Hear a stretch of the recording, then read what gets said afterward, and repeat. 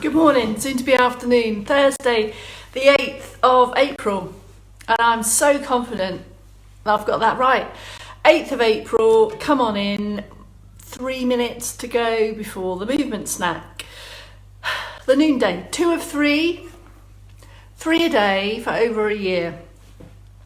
3 a day, just trying to think what else we do 3 times a day. Could be a cup of tea, could be coffee, probably more of that. And other just thinking about the messaging there, 3 a day, plus the crowbar in, so it's technically more. Anyway, head's gone off on one. Afternoon, Ken, morning, Margaret, soon to be afternoon. It's stickler for timing, and I'm thinking of Super G there, he always kind of puts me right on that, so it's definitely still the morning. Good morning, soon to be afternoon, Andy Scott. I wasn't going to, but you can have a tea towel for this one if you'd like. And it was really Carol Kent's wonderful picture of a puffin tea towel that made me go, oh, yeah, you can use that tea towel if you want. You don't have to. It's not mandatory. We kind of accessorise the movement snacks with some grippable, grabbable, everyday items. So crowbar and a tea towel if you would like. Some headlines, please. I've got lots of people watching. I'm getting a sneaky suspicion my comments might not be working today, because I kind of get this vibe when I just get loads of notifications multiple times that the same people are watching, unless there's more than one of you, Andy Scott. Are there 1, 2, 3? Are there 5 Andy Scotts all watching at the same time? Because according to my screen, there's 5 of you. Can't even imagine what that might be like face to face. Also, Chris, I've got 3 of you as well watching. So I could be kind of sat here talking to myself with no comments. So I've only got a couple of minutes to go, so I'll try not to ramble. Or we could just try silence. That's even less interesting than my rambling, though. So I'll ramble on. So I've been thinking about messaging. 3 movement snacks a day, yes.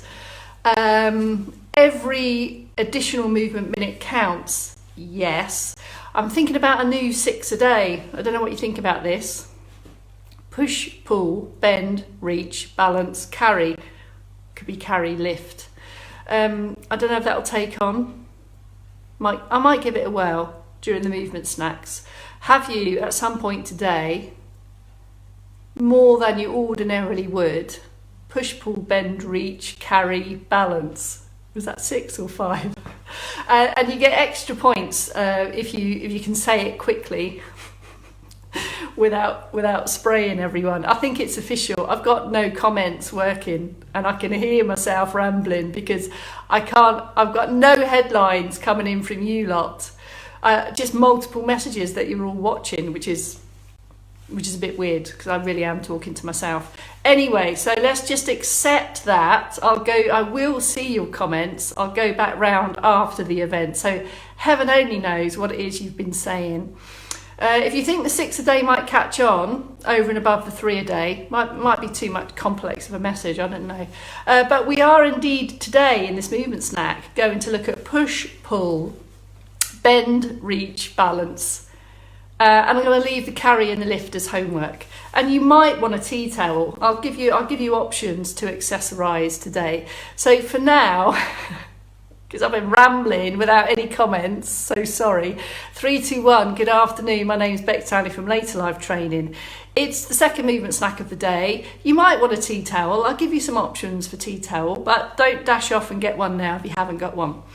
If you are new in, we have regular new members join this group, and I've got a comment. Christine Lewis, you've made it through the ether. Good afternoon. So if you are new to movement snacking, and I'm in particularly thinking about some new members that joined yesterday, have a look at the movement, at what I'm doing. Join in if you think it's the right one for you. I've got 5 or 6 things, movements from everyday life. We just think about them a bit more. Think about how we sit, how we stand, how we move joints and muscles. So have a look at the demo and then go, yeah, I'm going to have a go at that. And if it's not for you, just skip and wait for the next one. It's as simple as that. We start every movement snack with a circulation boost. Sit or stand options you choose. Remember, you can see me and I can't see you. So, decision time. First decision. Would you like to take your circulation boost? Would you like to take your circulation boost in a sit or standing position, sir, madam? If you are in stand, external support close to hand, fixed firm, not going anywhere. Set up a really successful starting posture. So that's going to be feet comfortably hip width, not too narrow to increase balance, not too wide to make moving more difficult. More activity through the posture by lifting, increasing the gap between the top of your hip and your first rib. Just take a light shoulder roll back and down. Check everything's clear before we get going, setting yourself up for success, and start the steady march.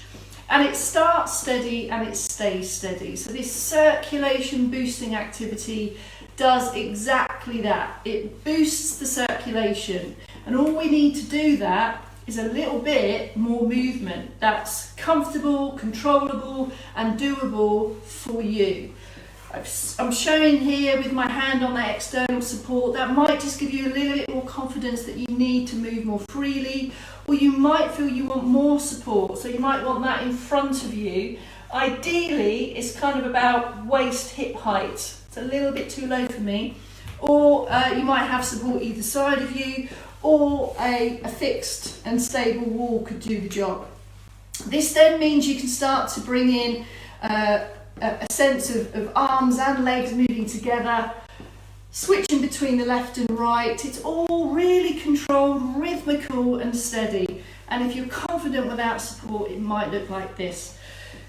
Keeping lifted in the middle, and can you feel these gradual deeper breaths are coming? That's what we want. We're not looking to be breathless or out of breath. Keep going for another minute or so in stand. Here are your sit prompts if you prefer. So from an inactive sit position into active sit, active sitting. And this is really the first step for everyone to start to build stamina and stability in sitting situations. Then we start to bring in some arm movements, definite bend of the elbow. This enables us to control that movement more and get more range of motion from the shoulder, working around a supported trunk, bringing it together. It can be small, it could be bigger. We don't really want pace. We don't want it to be faster. It's the quality of movement. If you know you're going to work towards standing activities, or you are on your feet at some point in the day, maybe have a hip walk forward so your buttocks just come past centre. Just have a look at the feet, just bring them back a little bit so the heels are behind the knees, and then you can start to think about leg movements. And by this I really mean the ankle movements that drive that leg up, so it's driven from the feet. And as and when you feel you're ready, just take that pluck from the floor, push the knee up, point the toes so we can start to get the ankles working. If you start to feel that compromises your sit position, either put in a little bit more support with the arms, or come back to those heel raises and look just to build it over time. It might look like this, it might look like this, or there's another option here. It's the steadiness and the consistency of these relatively small but fluid and fluent movements. Can you feel that circulation boosting effect is happening? And I know you can't answer me back, but hopefully you're saying to yourself, she's right. I'm going to push up to stand and join the stand uppers just for the last few seconds or so. Check that you've still got the activity in the middle, and then just take a pause. Steady yourself in stand, steady yourself in sit, whatever position you're in, and just take a moment to feel the strength and the control you have over your posture while you enjoy those boosted breaths. So we've increased the circulation. So many benefits in that if we do these frequently across our day. Right, push, pull, bend, reach, balance, and then carry is the homework. So we're going to do some pressing variations. They might not all be for you, so have a look at it and decide if you want to do it.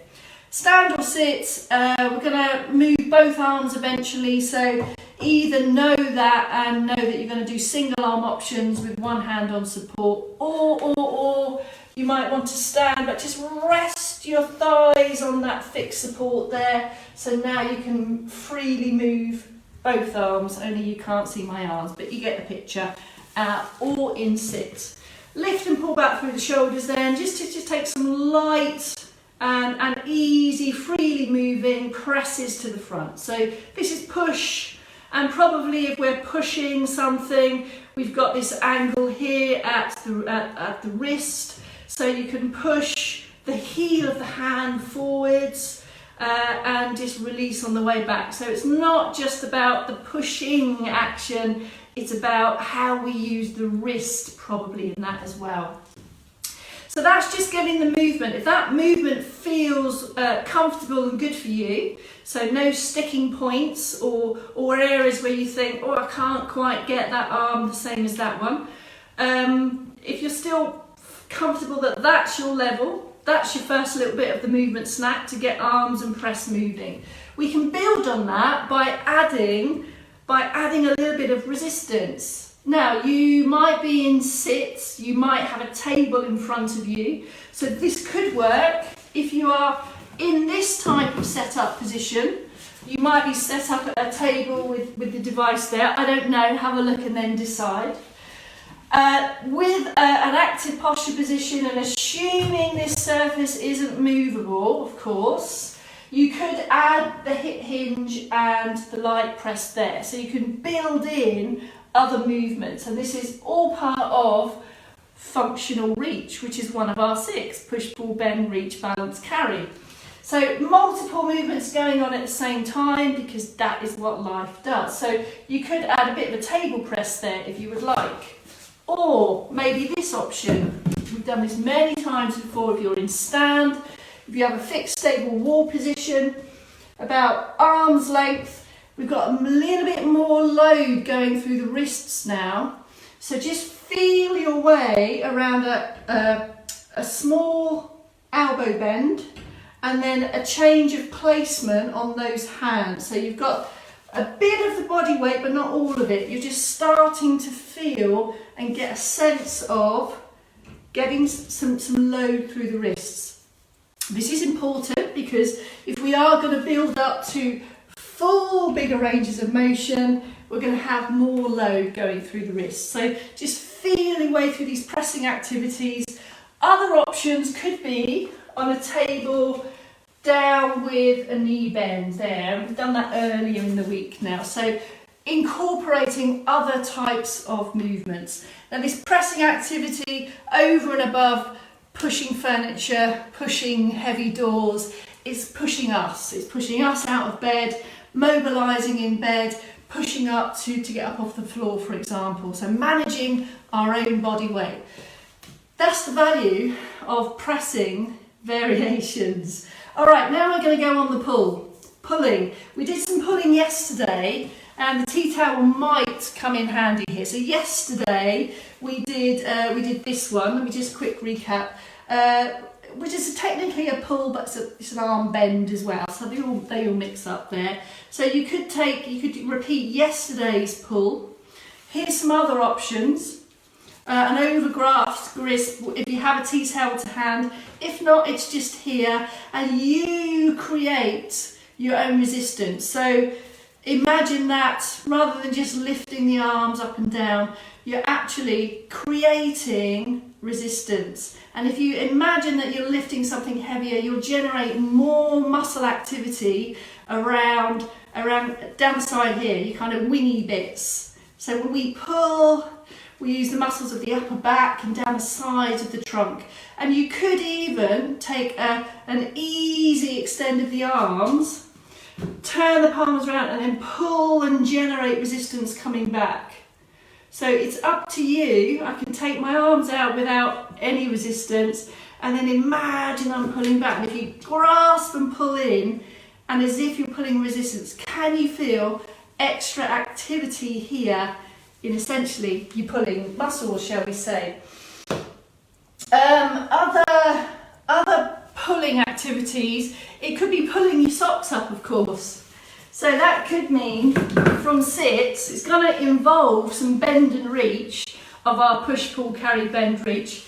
So this could involve a hip hinge, a reach, and then a slide up the shin. Obviously the socks aren't heavy, but the action of bend and reach and almost pulling yourself back to sit is involve the buttocks. So you could take some shin sliders as part of bend and pull, shall we say, there.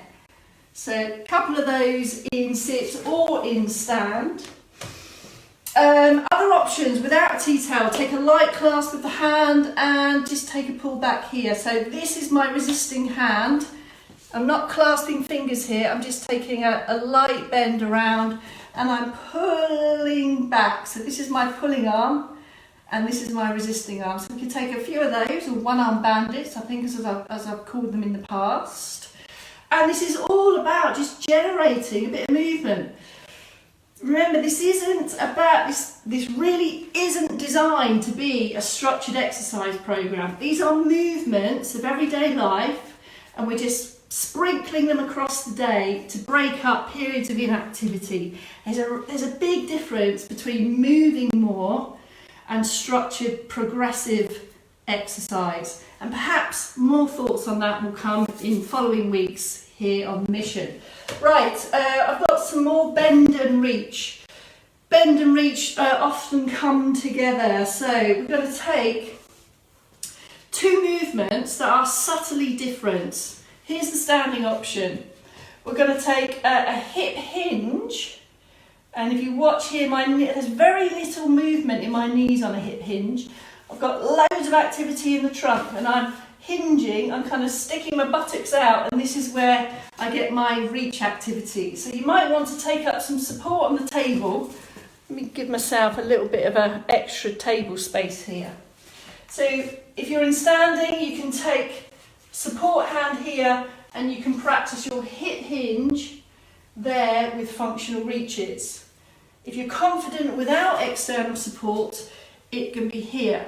The key thing to feel is the difference between a hip hinge like so and a bend and a hip hinge like so.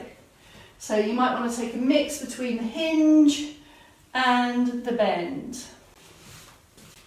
A hinge and a bend. Now in seated, we need to hip hinge in every opportunity to reach in all directions. We can't do a knee bend, so we're going to take from here a step forward and then a slide, a controlled slide back, and this is going to get the muscles on the backs of the legs working. So a controlled step forward and some shift back, so a little bit of a press down into the floor, momentary little shifts back so you can get more activity on the back of the thighs. If legs aren't on your radar, I'm going to take you to upper back pull. So this movement here away from the tea towel and squeezing the shoulder blades together. That could work without the tea towel. If you want to focus more on movement and just getting the spine and the chest and the back in more upright and open positions, and focus on the squeeze of the shoulder blades. Okay, balance. We've done push, pull, bend, reach. Here's balance. We generally think about balance in standing positions. Of course, we do need balance in sit positions, but of course there are bigger ramifications of rehearsing balance in stand. So in our active calendar, we've got 4 positions of balance that we do each month on monthly checks. So we take a kind of variation of how we do that here. So starting with your feet comfortably distance apart, you'll feel really stable in a wider stance. Take up some external support, either front to the side if you know you need that, And then change that base of support to feet close together. How does that feel? And maybe just rehearse that transition from wide to narrower and just be aware how that feels. And you'll probably want to have different legs moving. So always have one hand on that support and take that transition between wider and narrower. And you might want to take that incrementally. Wider, narrow, narrow, narrow. And ultimately, if you feel confident, do you feel comfortable on those feet close together?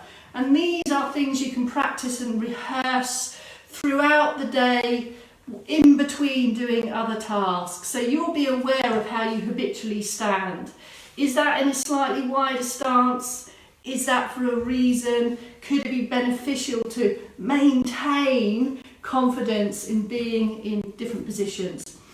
Once you've done the wide to narrow and you've mastered that and you feel confident, then you can start on the other direction of step. So how do you feel in this type of position and return? And bit by bit you can explore bringing one foot in front of the other to tandem.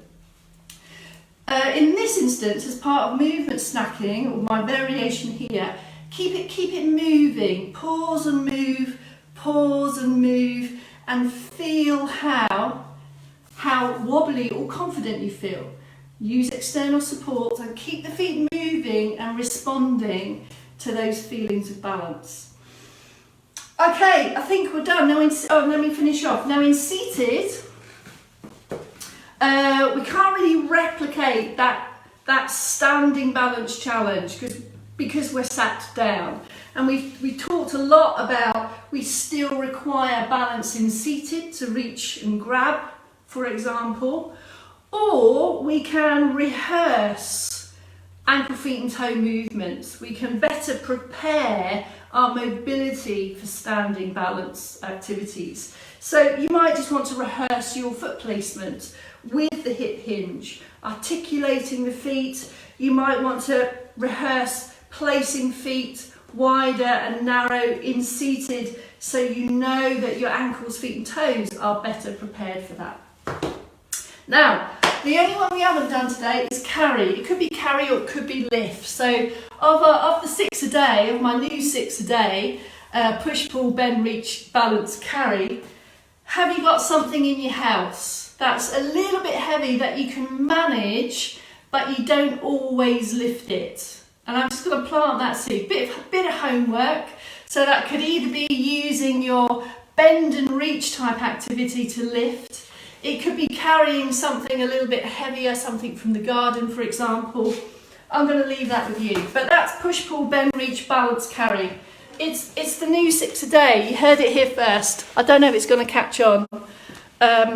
Maybe every activity of daily living should come with a movement label. Push, pull, bend, reach, carry, balance. I don't know, what do you think? Anyway, if it takes off, you heard it here first. Someone's bound to nick it. They always do.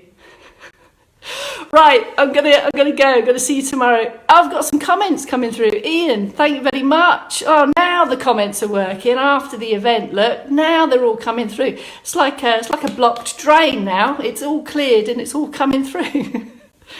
I'm not likening it to a blocked drain. I'm sorry about that. That wasn't what I was saying. Yes, Gloria, homework. Something in your house. Keep lifting it up regularly. In live, Joy Coot. Good to see you. Right, bye for now. I will see you tomorrow. It's Friday, same time. What have I got tomorrow? Got a bit of COVID testing going on tomorrow. More about that next week. Anyway, bye for now, folks. See ya. See you anon. Cow's back at 4.